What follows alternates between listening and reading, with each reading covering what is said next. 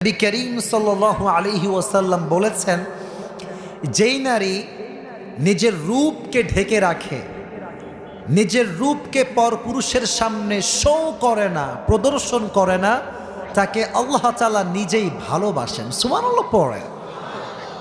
তবে নারীরা বোরকা পরলেই হবে না, 6টা নিয়ম মানতে হবে। 1, স্টে ইনডোরস।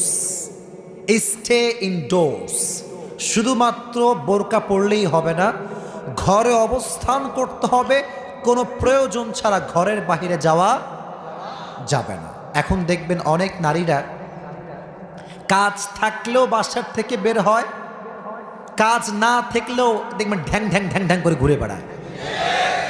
এরকম মেয়ে আছে না নাই? ওয়াকরনা ফি বুয়ুতিকুন্না ওয়ালা তাবাররাজনা তাবাররুজাল জাহিলিয়াতিল উলা। আল্লাহ তাআলা